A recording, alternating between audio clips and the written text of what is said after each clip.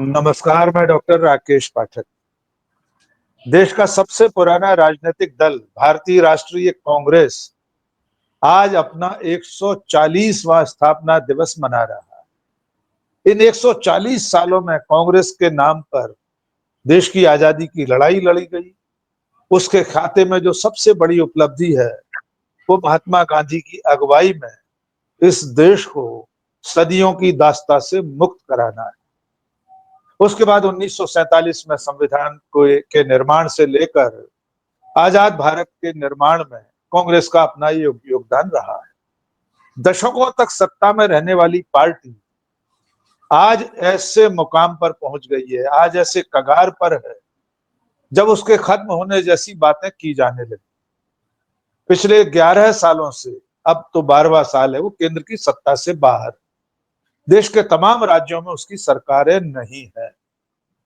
ऐसे में कांग्रेस अपने जीवन काल के, अपने 140 साल के इतिहास के सबसे बुरे दौर से गुजर रही है। इसे संक्रमण काल भी कहा जा सकता है। लेकिन कांग्रेस का ये हाल क्यों है? कांग्रेस के भीतर ऐसे कौन से लोग हैं, ऐसे कौन से समूह हैं जो कांग्रेस को भीतर से कमजोर कर रहे हैं? कांग्रेस के सामने जितनी चुनौतियां भीतर से हैं उतनी ही चुनौतियां बाहर से हैं, क्योंकि ये नरेंद्र मोदी का युग है। आज से पहले कांग्रेस के सामने इतनी सारी चुनौतियां अंदर और बाहर से कभी नहीं रही। इससे कांग्रेस कैसे निपटेगी, कैसे संक्रमण काल से बाहर आएगी, भविष्य में कांग्रेस सचमुच सत्ता के पास पहुंच पाएगी या नहीं, ऐसे कई सवाल हैं जो कांग्रेस के लोग को लेकर पूछे जाते हैं। इन सवालों के जवाब तलाशते हुए हम पहुंचे हैं देश के जाने माने पत्रकार पंकज शर्मा जी के पास। पंकज जी न केवल पत्रकार हैं, लेखक हैं, बल्कि कांग्रेस को बहुत करीब से जानते हैं। बहुत भीतर से घुसकर उन्होंने कांग्रेस को जाना और समझा है। उनसे इन तमाम सवालों के जवाब पूछेंगे, उनसे पड़ताल करेंगे कि आखिर ऐसा क्या है कि कांग्रेस सुधर नहीं रही है। कांग्रेस में अगर विभीषण है तो वे कौन है? कौन से ऐसे तत्व हैं जिनके लिए खुद राहुल गांधी कहते हैं कि वे स्लीपर सेल हैं, राहुल खुद जानते हैं, फिर एक्शन क्यों नहीं लेते? हम सीधे कोई सवाल नहीं पूछेंगे पंकज जी, सिर्फ इतना पूछ रहे हैं, कांग्रेस आज की तारीख में जहां खड़ी है उसके कारण क्या है? आप क्या मानते हैं कि आखिर ऐसा क्या हुआ इन 10-11 सालों में कि कांग्रेस लगातार पीछे होती जा रही? जी पंकज जी, आपका स्वागत है पब्लिक इंडिया पर। ऐसा है राकेश जी, आपने जो अपने भूमिका में कहा उसकी एक आध बात से मैं सहमत नहीं हूँ। पहली चीज तो यह है कि कांग्रेस इस वक्त अपने सबसे बुरे दौर में नहीं है। कांग्रेस का सबसे बुरा दौर निकल चुका। कांग्रेस का सबसे बुरा दौर था 2024 के चुनावों के कुछ पहले तक। लेकिन 2024 के चुनावों के नतीजे जिस तरह के आए, तमाम तरह के हथकंडे अपनाने के बावजूद भारतीय जनता पार्टी जितनी सीटें ला पाई, उसमें भी लोग तरह तरह की बात करते हैं। तो कांग्रेस का खराब दौर निकल गया। कांग्रेस का खराब दौर तब था जब कांग्रेस का विपक्ष का नेता भी नहीं बन पा रहा था, लोकसभा में सदस्य भी उतने नहीं थे। अब एक सम्मानजनक स्थिति है। तो फिर भी कांग्रेस के सामने जो मुश्किलें हैं वो सबके सामने है, उनको सब जानते हैं। उनको ऊपर से लेकर नीचे तक कांग्रेस किन चुनौतियों का सामना कर रही है ये सब की जानकारी में है। सबसे बड़ी चीज है वो है सांगठनिक मजबूती। उस पर कांग्रेस ज्यादा कुछ, मुझे लगता है कि ज्यादा कुछ कर नहीं पा रही है। अगर उस दिशा में थोड़ी पहल ठीक से हो तो काफी चीजें ठीक हो सकती हैं। राहुल गांधी अपनी तरफ से कोशिश करते हैं, लेकिन कई बार मुझे ये लगता है कि चीजें कॉस्मेटिक तो बहुत हैं, लेकिन असल में जमीन पर उतना काम नहीं हो पाता है। अब मैं आपको जैसे एक मिसाल के तौर पे कुछ चीजें बताना चाहता हूँ। अध्यक्ष हैं खड़गे जी, कोषाध्यक्ष हैं, इसके अलावा 13 महासचिव हैं, 21 प्रभारी हैं, 67, अब हो सकता है 70-75 हो गए हों, राष्ट्रीय सचिव हैं, क्योंकि रोज बनते रहते हैं। 8 संयुक्त सचिव हैं। कार्य समिति में 36 सदस्य थे, अब अंबिका सोनी जी का देहांत हो गया तो 35 रह गए। 34 स्थायी आमंत्रित सदस्य हैं कार्य समिति में और 15 विशेष आमंत्रित सदस्य हैं। अब आपको ये नक्शा कैसा लगता है? इसके अलावा बताता हूँ। बहुत जी। 3 सदस्यों वाला केंद्रीय चुनाव प्राधिकरण है, फिर एक केंद्रीय चुनाव समिति है, 14 सदस्य उसमें हैं। अब 13 रह गए अंबिका जी का, जैसे मैंने कहा। 25 विभाग हैं कांग्रेस के, 25 विभाग और प्रकोष्ठ अलग अलग। फिर एक बड़ा भारी मीडिया का तामझाम है। 6 वरिष्ठ प्रवक्ता हैं, 27 प्रवक्ता हैं, 24 मीडिया पैनलिस्ट हैं, हो सकता है बहुत ज्यादा हो गए हों। सोशल मीडिया विभाग में अध्यक्ष के अलावा 35 राष्ट्रीय वो हैं, नेशनल कोऑर्डिनेटर्स हैं। फिर और तरह तरह की कमेटीज हैं। 6 लोगों की एक ग्रुप कमेटी है, कोर ग्रुप कमेटी जिसको कहते हैं। फिर एक कम्युनिकेशन एंड पब्लिसिटी सब ग्रुप है, 6 लोग उसमें हैं। 4 लोग अनुशासन समिति में हैं। एक इलेक्शन कोऑर्डिनेशन कमेटी है, 5 लोग उसमें हैं। 10 लोग एक ग्रुप है जिसको कहते हैं group to look into future challenges, 10 लोग उसमें हैं। 11 लोग हैं मैनिफेस्टो गवर्नमेंट प्रोग्राम सब ग्रुप में। 5 लोग प्री पोल अलायंस का एक सब ग्रुप है, उसमें है। फिर पब्लिकेशन एंड पब्लिसिटी कमेटी है, 1 मिनट सुनिए, 12 लोग उसमें। एआईसीसी मैनिफेस्टो कमेटी बनी थी 2024 के चुनाव के लिए, 16 लोग थे उसमें, अभी भी वो कमेटी जीवित है। 7 लोग पॉलिटिकल अफेयर्स ग्रुप में हैं। 2024 के लिए एक टास्क फोर्स बना था, 8 लोग उसमें थे, अभी भी वो है। फिर एक ईगल समूह है, ईगल समूह, 8 लोग हैं उसमें। अब ईगल समूह क्या है? Empowered action group of leaders and experts, empowered action group of leaders and experts, eagle. जैसा आप जानते हो 101 लोकसभा सदस्य भी हैं, 27 राज्यसभा सदस्य हैं, 640 विधायक हैं देश भर में कांग्रेस के, और 60 के करीब विधान परिषदों के सदस्य हैं। तो अब आप ये बताइए राकेश जी कि अलंकारिक रूप से, साज सज्जा के हिसाब से क्या कहीं कोई कमी है? कहीं कोई कमी नहीं है। बिल्कुल बिल्कुल। तो फिर कमी कहाँ है? मैं यहाँ पर इसीलिए रोकना चाह रहा था। देखिए, हमारे दर्शक जान लें, जैसा कि मैंने शुरू में कहा था कि पंकज जी कांग्रेस के गहरे जानकार हैं, और मैं बड़ी जिम्मेदारी से ये कह सकता हूं कि जितनी विस्तृत जानकारी कांग्रेस संगठन के बारे में पंकज जी ने दी है, हो सकता है वे पदाधिकारी भी उतना विस्तार से न जानते हो। लेकिन मेरा प्रश्न यहाँ पर यह है कि ये साल 2025 संगठन वर्ष था, कांग्रेस ने घोषित किया था। संगठन वर्ष में इतना कॉस्मेटिक साज सज्जा पूरे जरह बख्तर के साथ तैयार दिखाई दे रही है सेना, इतने सारे पदाधिकारी हैं, इतने प्रवक्ता हैं, पता नहीं कितनी सारी कमेटियां हैं। 2025 खत्म होने में अब चंद घंटे बाकी। पंकज जी, मैं ये जानना चाह रहा हूं, इतना सब तामझाम होते हुए भी क्या कांग्रेस पार्टी ने इस साल संगठन पर्व या संगठन वर्ष के रूप में जो चुना था, उस उद्देश्य में पार्टी खरी उतरी है? क्या वो अचीव कर पाई जो उसने सोचा था संगठन के स्तर पर? और क्या ये सारे पदाधिकारी ही पर्याप्त हैं? जमीनी हकीकत संगठन की क्या है? अगर हम सिर्फ हिंदी हार्टलैंड की बात करें, हिंदी भारत में कांग्रेस के कार्यकर्ता, कांग्रेस के संगठन मुद्दों पर लड़ने वाले लोग कहां कहां आपको दिखाई देते हैं? बहुत अच्छी बात कही आपने, मैं उससे सहमत हूं कि कांग्रेस का सबसे बुरा दौर गुजर गया। वो 2014 के चुनाव के बाद जब गिनती के सांसद बचे थे, वो था, मैं आपकी बात से सहमत हूं। लेकिन अब जमीनी हकीकत क्या है? देखिए, राहुल गांधी ने संगठन सृजन का एक कार्यक्रम इस साल चलाया और उसका एक अच्छा नतीजा ये निकल कर आया है कि ज्यादातर जिलों में देश भर में कांग्रेस के अध्यक्ष बन गए। वरना बहुत से जिले ऐसे थे जिनमें कांग्रेस के अध्यक्ष 10-10, 12-12 साल से बैठे हुए थे और उनमें कोई बदलाव नहीं हुआ था। तो कांग्रेस के जिला अध्यक्षों के रूप में एक नई खेप कांग्रेस के नेतृत्व में आगे आई है। अब उसमें से कितने लोग आगे चलकर किस तरह काम करते हैं, इस पर निर्भर करेगा।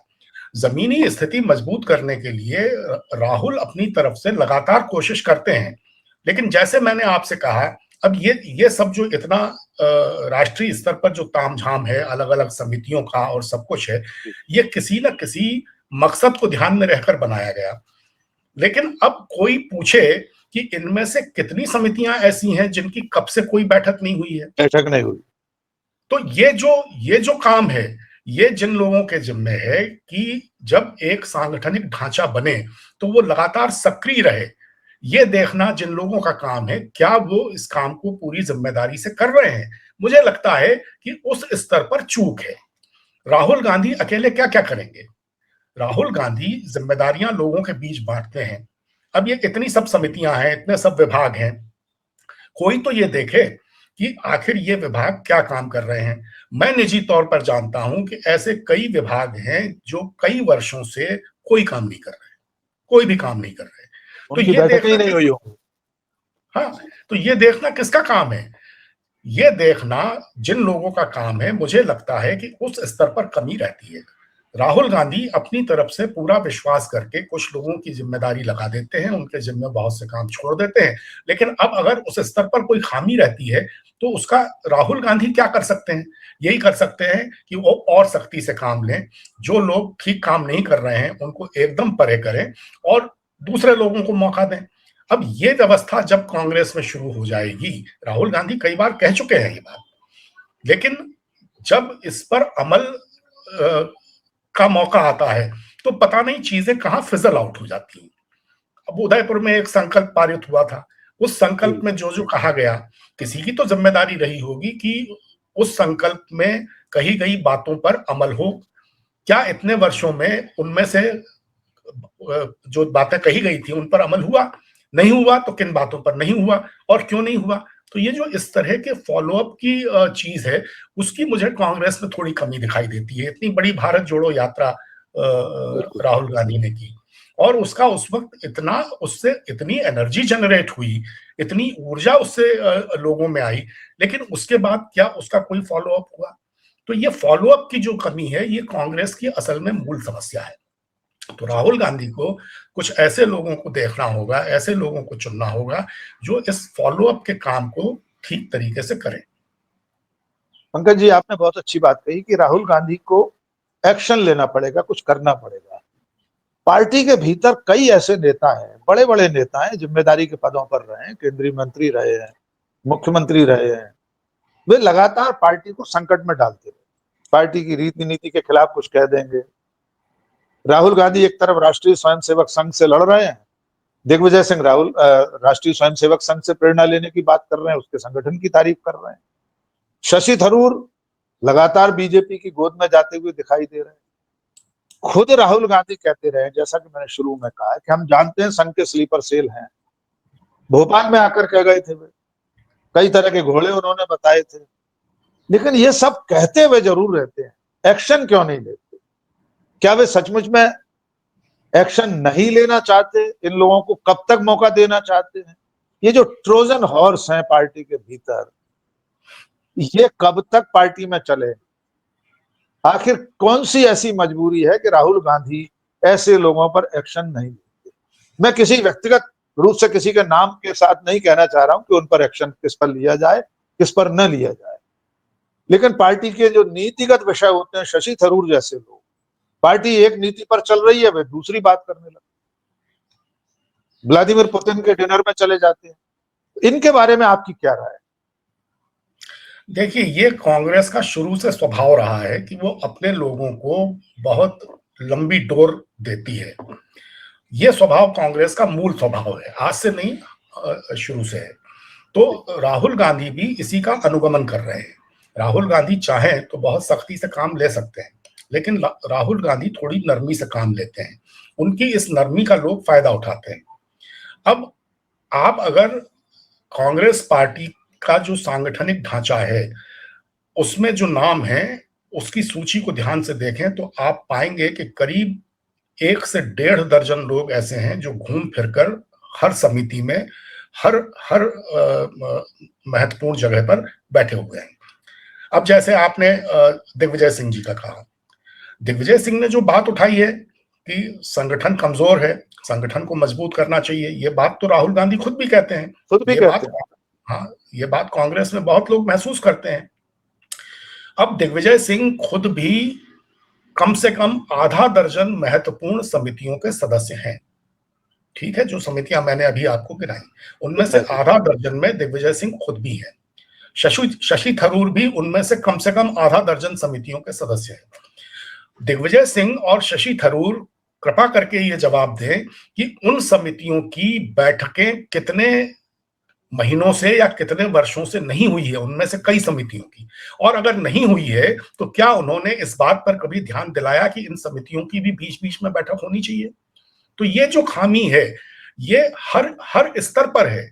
जब तक हर व्यक्ति अपनी जिम्मेदारी को पूरा नहीं करेगा, तब तक अकेले राहुल गांधी या अकेली प्रियंका गांधी या अकेली सोनिया गांधी कुछ नहीं कर सकती। कांग्रेस में एक ये रोग लग गया है। रोग ये है कि प्रवेश द्वार, जितने भी प्रवेश द्वार हैं, उन सबको बंद कर दो, जो दूसरों को मौका मत मिलने दो। हर जगह कुछ लोग जमे रहने की कोशिश करते हैं, और मैं मानता हूं कि राहुल गांधी को इस समस्या से आज नहीं तो कल निपटना ही पड़ेगा। वो इसको ज्यादा टाल नहीं सकते हैं, और नहीं निपटेंगे तो कांग्रेस की स्थिति में सुधार लाना उनके लिए भी बहुत मुश्किल होगा। ये जाल उनको तोड़ना पड़ेगा। ये जो जंजीरें हैं, ये उनको, वो खुद हमेशा कहते हैं, वो आपको याद होगा, उन्होंने कई कांग्रेस अधिवेशनों में मंच पूरा खाली करा दिया। सारे कार्य समिति के सदस्य और सारे बड़े नेता नीचे बैठे, और उन्होंने कहा कि नौजवानों के लिए, युवाओं के लिए ये मैंने मंच खाली कराया है, और मैं चाहता हूं कि ज्यादा से ज्यादा नई पीढ़ी के लोग आए और कांग्रेस का नेतृत्व संभालें। लेकिन क्या हुआ, उनकी इस योजना को पलीता लगा दिया गया। अब राहुल गांधी को ये पहचान करनी होगी कि कौन लोग हैं जो घूम फिरकर उनकी तमाम सकारात्मक योजनाओं में पलीता लगाने का काम करते हैं। सबसे पहले राहुल गांधी को उनसे निपटना होगा, तब जाकर कांग्रेस इस लायक बनेगी कि वो भारतीय जनता पार्टी से निपटे।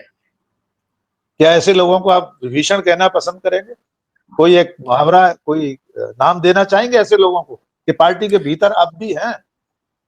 तो राहुल गांधी खुद कह चुके हैं, राहुल गांधी खुद कह चुके हैं कि बहुत से स्लीपर सेल्स यहाँ हैं, पार्टी के भीतर हैं, और मुझे उनको निकालकर बाहर करना पड़ेगा अगर वो अपना रवैया नहीं सुधारेंगे तो। गुजरात में भी उन्होंने ये बात कही थी, हर जगह वो ये बात कह रहे हैं। तो राहुल गांधी इस सच्चाई को नहीं समझते हैं, ऐसा नहीं है, समझते हैं।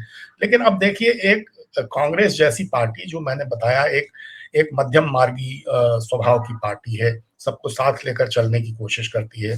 राहुल गांधी ने शुरू में जब वो आए थे तो उन्होंने नए लोगों को लाने के लिए बहुत जोर शोर से प्रयास किए, तरह तरह के प्रयोग किए। अब उन प्रयोगों को बाकी लोगों ने सफल नहीं होने दिया जितना सफल हो सकते थे वो प्रयोग। सारे हमारे नेताओं ने क्या किया, आपके भी सामने है। बिल्कुल बिल्कुल। अच्छा पंकज जी, एक नया मुद्दा भी हाल ही में आया है कि कांग्रेस पार्टी के भीतर प्रियंका गांधी और राहुल गांधी, इनको आमने सामने खड़ा करने की कोशिश पार्टी के भीतर से शुरू हो गई। पार्टी के एक सांसद ने कह दिया कि प्रियंका गांधी को नेतृत्व दिया जाए। बहुत सारे लोगों ने प्रधानमंत्री के लिए योग्य मानते हैं, कोई पार्टी के राष्ट्रीय अध्यक्ष के रूप में उनका नाम चला रहा है। फिर जो गोदी मीडिया है, लश्कर नोएडा है, उसको तो बहाना चाहिए, वो इस लड़ाई में आग में घी डालने की कोशिश शुरू कर देता है।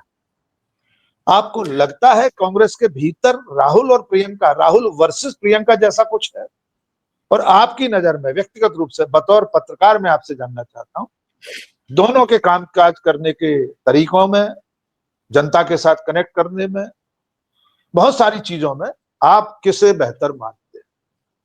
जी देखिए, मेरे बेहतर मानने ना मानने का सवाल नहीं है। दोनों की अपनी अपनी कार्यशैली है। दोनों की कार्यशैली मेरे हिसाब से कांग्रेस के लिए मुफीद है। प्रियंका की अपनी एक संप्रेषण की अलग क्षमता है, राहुल गांधी की संप्रेषण की और चीजों की समझ की एक अपनी अलग क्षमता है। किसी इक्का दुक्का सांसद की बात पर ये सोच लेना कि राहुल वर्सेस प्रियंका जैसा कुछ पार्टी में चल रहा है, मैं इससे सहमत नहीं हूँ। इस तरह की कोई बात नहीं है। लेकिन ये जरूर है कि चूंकि संगठन में तरह तरह की कमजोरियां हैं और लोगों को लगता है कि कुछ लोग हैं जो संगठन को अपनी मुट्ठी में किए हुए हैं। राहुल गांधी जाहिर है कि अकेले सारी चीजों पर समय निकालकर पूरा ध्यान कितना दे सकते हैं, नहीं दे सकते हैं। तो बहुत से लोग ये महसूस करते हैं कि प्रियंका गांधी की भूमिका संगठन में और बढ़ाई जानी चाहिए ताकि चीजें ठीक हों। राहुल गांधी और प्रियंका गांधी, जहां तक मैं समझता हूं, दोनों के बीच बहुत परफेक्ट अंडरस्टैंडिंग है। प्रियंका गांधी बार बार ये कह भी चुकी हैं कि वो राहुल के सहयोगी के रूप में काम करना चाहती हैं। दोनों के बीच कोई तो प्रतिस्पर्धा यहाँ नहीं तक है। कह चुकी है कि यहाँ तक कह चुकी है मेरा भाई मेरे लिए जान दे सकता है और मैं उसके हाँ लिए जान दे सकती हूँ, ये भी हाँ उनका बयान है। हाँ, तो ये तो परिवार में जो आपसी सौहार्द है उसमें तो खैर किसी किस्म की कमी होने का कोई प्रश्न ही नहीं उठता। जहां तक राजनीतिक भूमिका का सवाल है, लोग हैं पार्टी में जो ये महसूस करते हैं कि प्रियंका की भूमिका बढ़ाई जानी चाहिए। और मुझे लगता है कि अगर प्रियंका की भूमिका संगठन के कामों में बढ़े तो उसमें कोई बुराई नहीं है। उनका पूरा भरपूर उपयोग होना चाहिए। जब से वो आई हैं संसद में जो उनका परफॉर्मेंस है उसको लोग अप्रिशिएट कर रहे हैं, उसको सराहा गया है हर स्तर पर। और पार्टी में भी बहुत से लोग चाहते हैं, तो ठीक बात है, इसमें कोई बुराई नहीं है। थोड़ा उनकी भूमिका थोड़ी मुझे लगता भी है कि आने वाले समय में बढ़ेगी। अच्छा पंकज जी, मुद्दों को लेकर थोड़ी सी बात करना जरूरी है। राहुल गांधी जिन मुद्दों को पकड़ते हैं, कई बार हम देखते हैं, बहुत सारे विश्लेषक भी ये कहते हैं कि खुद राहुल गांधी जिन मुद्दों पर लड़ाई लड़ते हैं, पार्टी के ही भीतर बहुत सारे लोग, बड़े बड़े लोग उससे सहमत नहीं होते। चाहे वो जातिगत जनगणना का मुद्दा हो, चाहे अभी वोट चोरी का मुद्दा हो, या मनरेगा का मुद्दा लेकर 5 जनवरी से कांग्रेस पूरे देश में जाने वाली। क्या सचमुच में ऐसा है कि कोई सेकंड लाइन, थर्ड लाइन ऐसी है जो राहुल के इस तरह के सामाजिक मुद्दों पर सहमत नहीं होती? वो एक पूरी टीम है जो उनके साथ नहीं खड़ी होती, बेमन से बनी रहती है। अंदर खाने उन्हें लगता है कि जाति के आधार पर गिनती कराना जरूरी नहीं है, इसकी अपील नहीं होगी। या वोट चोरी जैसे मुद्दे पर पार्टी के बहुत सारे लोग ऐसे बताए जाते हैं, उन्हें लगता है इससे कुछ नहीं होगा, या बीजेपी के स्टाइल में पॉलिटिक्स करना चाहिए। कांग्रेस में टू मच डेमोक्रेसी है, आपने बिल्कुल ठीक कहा, शुरू से रही है गांधी नेहरू के समय से। क्या उससे निपटने का भी कोई तौर तरीका राहुल गांधी ढूंढ रहे हैं कि पूरी पार्टी उनके साथ चले? ऐसा लगता है कि वे जितनी लड़ाई लड़ रहे हैं, आप भी शुरू से यही कह रहे हैं कि बहुत सारे लोग साथ नहीं चल पा रहे हैं उस तेजी से उनके साथ। क्या लगता है आगे? देखिए, राहुल गांधी का कांग्रेस को लेकर अपना एक सोच है और वो अपने उस सोच की कांग्रेस बनाना चाहते हैं और उसको बनाने के काम में बहुत सालों से लगे हुए हैं। राहुल गांधी की बहुत सी बातों से पार्टी में लोग असहमत रहते हैं, ये बात सही है।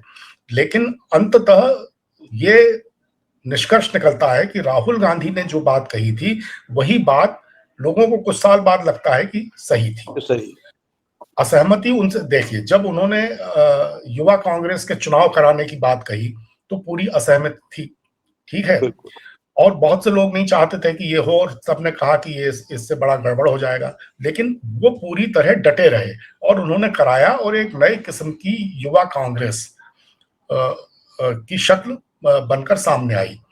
अब आपने कहा एसआईआर के मसले पर, वोट चोरी के मसले पर, इन सब मसलों पर ठीक बात है। कुछ लोगों को लगता है कि एसआईआर वगैरह एक जरूरी मसला तो है, लेकिन इसके साथ जो दूसरे जरूरी मसले हैं वो भी उठाए जाने चाहिए। फोकस खाली इस पर ना हो जाए कि वोट चोरी, हमको बेरोजगारी, महंगाई, जो दूसरे मुद्दे हैं देश के, उन पर भी बराबर ध्यान रखना चाहिए। अब मुझे लगता है वो लोग ये समझ ही नहीं पाते हैं कि राहुल गांधी उन मुद्दों पर तो पूरा ध्यान रखे ही हुए हैं, लेकिन जो तात्कालिक मुद्दे हैं, जो फौरी मुद्दे हैं, जैसे वोट चोरी का मसला, अब उन्होंने जो 3 प्रेजेंटेशंस दी है उनमें करीब करीब ये साबित किया कि जो मतदान की प्रक्रिया है, मतदान प्रणाली है, उसमें कुछ ना कुछ गड़बड़ तो है। ये सामने आई ये बात। अब सहयोगी दलों का भी, अब चूंकि अभी इंडिया समूह का हिस्सा है, तो सहयोगी दलों का भी अपना दबाव रहता है। बिहार के चुनाव में सहयोगी दल को लगा कि सिर्फ वोट चोरी का मुद्दा नहीं, बाकी मुद्दे भी उठाए जाने चाहिए। तो वो मुद्दे तो राहुल गांधी उठा ही रहे थे। मुझे लगता है कभी कभी राहुल गांधी अपनी बात जो है वो पार्टी के लोगों को भी और अपने सहयोगी दलों के लोगों को भी उस तरह से कम्युनिकेट नहीं कर पाते हैं जिस तरह से उनको कम्युनिकेट करना चाहिए। मेरा ख्याल है कि उनको पार्टी के लोगों से, वो लोगों से मिलते जुलते हैं, हर तरह के समाज के हर तबके के लोगों से, जैसा आप जानते हैं, वो लगातार संपर्क में रहते हैं, मिलते हैं, लेकिन उनको पार्टी के लोगों से भी अपना मिलना जुलना थोड़ा और बढ़ाना चाहिए।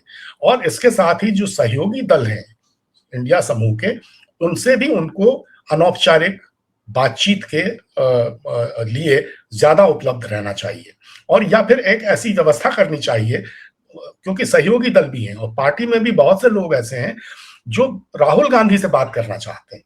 अब अगर राहुल गांधी खुद उपलब्ध नहीं है तो वो उनका जो एक ऑल्टरनेट है वो ऐसा होना चाहिए कि जिससे लोग बात करने में हिचके नहीं, जिससे बात करने में अपने को ये महसूस ना करें कि भाई अब इनसे क्या बात मैं करूं। तो ये इस तरह की एक व्यवस्था राहुल गांधी को, मुझे लगता है कि पार्टी में लागू करनी चाहिए। तो आपको क्या लगता है कांग्रेस पार्टी में कुछ ऐसा है क्या, कुछ कोई ऐसा तंत्र तो नहीं है जो राहुल तक लोगों को नहीं पहुंचने देता? लोग अपॉइंटमेंट मांगते हैं, वर्षों तक समय नहीं मिलता मिलने का, राहुल गांधी तक शायद ये सूचना भी नहीं पहुंचती हो कि फला व्यक्ति मिलना चाहता है। तो ऐसा कोई कॉकस तो उनको घेरे हुए नहीं है? देखिए, ये बात तो कुछ हद तक सही है कि बहुत से लोगों की ये शिकायत है कि राहुल गांधी से मिलना आसान नहीं है। ऐसे बहुत से लोगों को मैं भी जानता हूं जो ये कहते हैं कि उनको कई वर्षों से मिलने का समय नहीं मिला है और वो लगातार समय मांगते हैं। तो इस बात की काफी संभावना है कि हो सकता है राहुल गांधी को ये मालूम ही नहीं होता हो कि कौन कौन लोग हैं जो उनसे मुलाकात का समय मांग रहे हैं। इसकी काफी संभावना है। और किसी भी तरह का जो एक सत्ता का तंत्र होता है उसमें ऐसे लोग होते हैं जो द्वारपाल बनकर बैठे रहते हैं और वो अपनी पसंद और नापसंद के हिसाब से नामों को आगे बढ़ाते हैं या नहीं बढ़ाते हैं। ये होता है। इस पर भी मुझे लगता है कि राहुल गांधी ध्यान देंगे तो अच्छा होगा। उनको एक ऐसा समूह बनाना चाहिए। जैसे मैं इतने राजनीतिकों के साथ हम लोगों ने पत्रकार के रूप में उनको कवर करते हुए देखा है, ज्यादातर राजनीतिक ऐसे थे कि सूची मुलाकातियों की कौन कौन समय मांग रहा है, वो शाम को उनके स्टाफ का काम होता था खाली पिकअप करने का। वो ये नहीं कर सकते थे कि उसमें से किसी का नाम आगे न भेजें या काट दें या दबा दें या छुपा दें। और वो जो भी राजनीतिक होता है वो उसमें से टिक कर देता है कि भाई इनको कल का टाइम दे दीजिए, बात का दे दीजिए। तो ये मेरे ख्याल से राहुल गांधी को करना चाहिए। और राहुल गांधी के की व्यवस्था के बारे में बहुत से लोगों को ऐसा लगता है कि इसमें थोड़ी सी कमी है। अच्छा पंकज जी, एक दो सवाल और आखिर में चलते चलते। एक तो ये कि पिछले 10 सालों में कांग्रेस से बहुत बड़े बड़े लोग बाहर चले गए। खासतौर से ऐसे लोग गए जिन्हें कांग्रेस पार्टी ने सब कुछ दिया, केंद्र में मंत्री बनाया, प्रदेश में बड़ी बड़ी जिम्मेदारियां दी। राहुल गांधी के बहुत करीबी मित्रों में से, हम और आप तो दोनों मध्य प्रदेश के, हम जानते हैं, नाम लेकर बात की जा सकती है। ज्योतिरादित्य सिंधिया है, जितिन प्रसाद है, आरपीएन सिंह है, नवीन जिंदल है, मुरली देवड़ा के सुपुत्र हैं मिलिंद देवड़ा। क्या कभी ऐसी परिस्थितियां भी बन सकती हैं कि ये लोग वापस कांग्रेस का दरवाजा खटखटाएं? तो क्या राहुल गांधी इन सब के लिए दरवाजा खोल देंगे? देखिए, अब राहुल गांधी के निजी स्वभाव को जितना मैं समझ पाया हूं, उस हिसाब से मुझे नहीं लगता कि राहुल गांधी, जो लोग संकट के समय कांग्रेस को छोड़कर गए हैं और जिस तरह से गए हैं, जिस तरह के कारणों से गए हैं, उसमें राहुल गांधी उन सबके लिए दरवाजा खोलेंगे, मुझे नहीं लगता है। राहुल गांधी अगर दरवाजा खोलना भी चाहेंगे तो कांग्रेस जन इसके लिए कितने तैयार होंगे, ये भी एक प्रश्न उनके सामने, राहुल गांधी के सामने होगा। और चूंकि वो सब लोगों की राय लेकर और सब लोगों की सहमति से फैसले करते हैं और शुरू से उनका ये रहा है, अपना अगर कोई फैसला उनको लागू करना भी हो तो उस पर सर्वसम्मति कराने की पहले कोशिश करते हैं। तो मुझे नहीं लगता है कि वो ये करेंगे। राहुल गांधी स्वभाव से एक प्रतिबद्ध किस्म के, जिसको हम दूसरी भाषा में कहते हैं कि एक जिद्दी किस्म के आदमी है।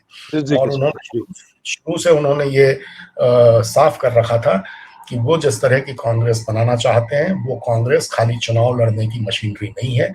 वो कांग्रेस उसके अपने एक सामाजिक सरोकार हैं, और उनके साथ जिनको चलना है वो चले, जिनको नहीं चलना है वो न चले। और वो भारतीय जनता पार्टी जिस तरह की राजनीति करती है उस तरह की राजनीति कभी भी नहीं करेंगे, भले ही 100 क्या 200 चुनाव कांग्रेस हार जाए। तो मुझे नहीं लगता कि वो इन सब लोगों के लिए आगे चलकर कोई दरवाजा खोलेंगे।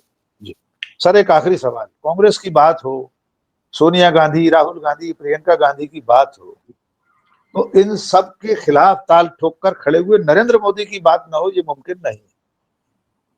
पिछले 10-11 सालों से चाहे नेशनल हेरल्ड का मामला हो, राहुल गांधी की सदस्यता का मामला हो, उनके भारतीय होने को लेकर ही अदालत में चुनौती दी जा रही हो, ये जो सारी कोशिशें चल रही हैं, आपको क्या लगता है नरेंद्र मोदी, उनकी सरकार क्या राहुल गांधी से इतना डरती है कि पूरी तरह उनकी राजनीति को खत्म करने पर उतारू है? और क्या ये कोशिशें अभी आगे जारी रहेंगी? नेशनल हेराल्ड के हवाले से भी आप बात आगे कर सकते हैं। मेरा इतना सा सवाल है, क्या भारत की राजनीति में इससे पहले किसी नेता प्रतिपक्ष को लेकर सत्ताधारी दल ने इस सीमा तक जाकर कानूनी उपाय किए हैं, या उसकी सार्वजनिक छवि खराब करने के लिए जो सोशल मीडिया पर चलती रहती हैं बहुत सारी खबरें, बहुत सारे अभियान चरित्रहरण के, ये कब तक चलते रहेंगे? क्या लगता है आपको, राहुल गांधी इससे निपटने के लिए और क्या कर सकते हैं? देखिए, सबसे ज्यादा खौफ अगर नरेंद्र भाई मोदी किसी से खाते हैं तो राहुल गांधी से खाते हैं। और राहुल गांधी की राजनीति खत्म करना तो उनका मकसद है ही। अरे वो तो उन्होंने शुरुआत ही इससे की ना, कांग्रेस मुक्त भारत। तो कांग्रेस मुक्त भारत करना है तो सबसे पहले राहुल गांधी से कांग्रेस को मुक्त करना होगा ना उनको। तो वो इसीलिए तो राहुल गांधी के पीछे पड़े हैं कि जिस दिन राहुल गांधी नहीं होंगे उस दिन कांग्रेस अपने आप इतनी कमजोर हो जाएगी।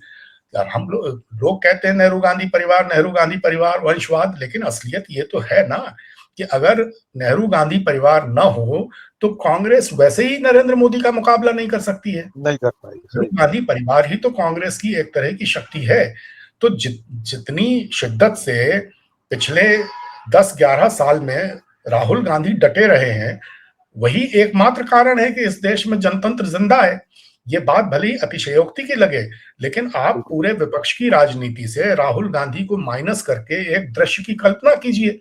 अगर राहुल गांधी न होते, राहुल गांधी के बिना कांग्रेस होती, तो आज उसकी क्या दशा होती? आज भारत कांग्रेस मुक्त हो चुका होता। ये राहुल गांधी है जिसकी वजह से जनतंत्र जिंदा है और जिसकी वजह से कांग्रेस आज इतनी मजबूत स्थिति में है। अब लोकतांत्रिक संस्थाएं जिस तरह के दबाव में हैं, उनसे किसने लड़ाई लड़ी नरेंद्र मोदी के खिलाफ? सबसे बड़ा काम जो राहुल गांधी ने किया वो ये किया कि नरेंद्र भाई मोदी का जो डर था देश में, उस डर से देश को मुक्त किया। जो उन्होंने डरो मत का नारा दिया और जिस तरह वो लगातार लड़ते रहे, जूझते रहे, हर तरह के अटैक को उन्होंने बर्दाश्त किया, तब जाकर के लोगों को, वरना 8 साल तक नरेंद्र भाई मोदी के मारे थर थर कांप रहा था देश, कोई कुछ बोलता नहीं था। लोगों ने बोलना शुरू किया, इसका सबसे बड़ा श्रेय है राहुल गांधी को। और इसीलिए नरेंद्र भाई मोदी नेचुरली उनकी प्राथमिकता है कि राहुल गांधी को किसी तरह परे किया जाए।